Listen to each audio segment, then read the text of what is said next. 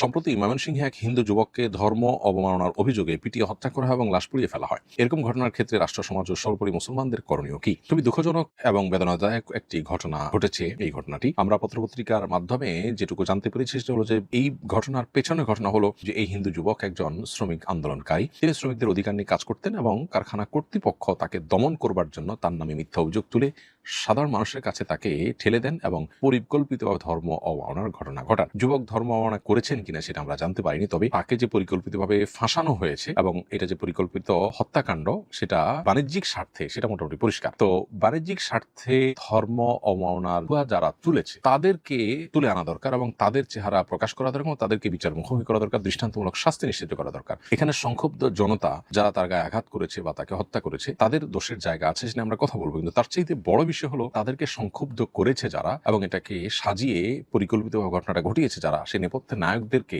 মূলত বের করা দরকার এবং তাদেরকে মূল শাস্তিটা দেওয়া দরকার। সেই সাথে আমাদের মাথায় রাখতে হবে কোনো ব্যক্তির নামে ধর্ম অবমাননার অভিযোগ উঠলেই তাকে পিটিয়ে হত্যা করে ফেলতে হবে, ইসলাম এমনটি আমাদেরকে বলেনি। আমরা যারা ইসলামের নামে এই কাজটি করছি তারা ভুল কাজ করছি। কারোর ব্যাপারে কোনো অভিযোগ উঠলে সেটি প্রমাণিত হওয়ার আগ পর্যন্ত আমরা আইন হাতে তুলে নিয়ে সেটা কার্যকর করা বা কার্যকর করতে উদ্যত হওয়া, এটা আমাদের ভুল অ্যাপ্রোচ। এটা ইসলাম আমাদেরকে কখনো বলেনি। একজন ইসলাম জানা মানুষ কখনো এটি করতে পারেন না, বরং এটি প্রমাণের জন্য অপেক্ষমান আমাদেরকে থাকতে হবে। প্রমাণিত হওয়ার পরও সেখানে আর কোনো অপশন আছে কিনা, সে লোকের মাথা ঠিক ছিল কিনা বা সে লোকের পেছনে অন্য কোনো ইন্টেনশন ছিল কিনা, আমরা অনেক সময় ঘটনার পেছনের ঘটনা থাকে সেই বিষয়গুলোকে পরিপূর্ণভাবে বের করে তারপর তার বিচারের উদ্যোগ এর দিকে আমাদেরকে যেতে হবে। আর দ্বিতীয়ত কথা হলো যে কোনো মানুষকে কোনোভাবে জীবিত হোক আর মৃত লাশ হোক পুড়িয়ে হত্যা করার তো কোনো সুযোগই নেই। নবী সাল্লাল্লাহু আলাইহি ওয়াসাল্লাম বলেছেন, লা ইউআযযিবু বিন-নারি ইল্লা রাব্বুন নার, আগুন দিয়ে আগুনের পালনকর্তা আল্লাহ ছাড়া কেউ কাউকে শাস্তি দেওয়ার কোনো অধিকার নেই। অতএব এভাবে আগুনে পুড়িয়ে ফেলা খুবই নির্মমতা, কোনোভাবে গ্রহণযোগ্য নয়। কোনো অভিযোগেই কোনো মানুষকে আগুন দিয়ে পোড়াবার সুযোগ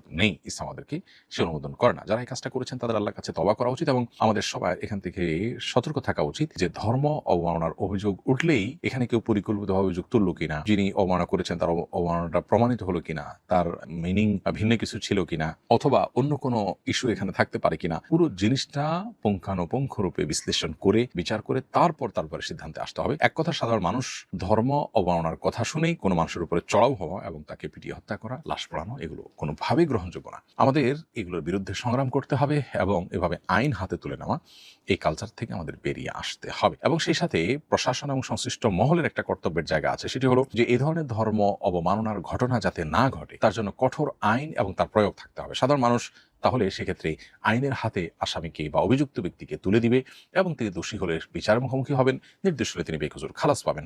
যখনই আইনের কার্যকারিতা কমে যায় তখন সাধারণ মানুষ আসলে আইন হাতে তুলে নেওয়ার মধ্যে কাজটি করে। বিধায় এখানে সাধারণ মানুষের যেমন করণীয় আছে, এখানে আইন প্রণেতাদের এবং রাষ্ট্র পরিচালনার দায়িত্বে যারা যখন থাকেন তাদেরও গুরুত্বপূর্ণ ভূমিকা রাখবার সুযোগ আছে। বিধায় আমাদের সেদিকটা খেয়াল রাখতে হবে।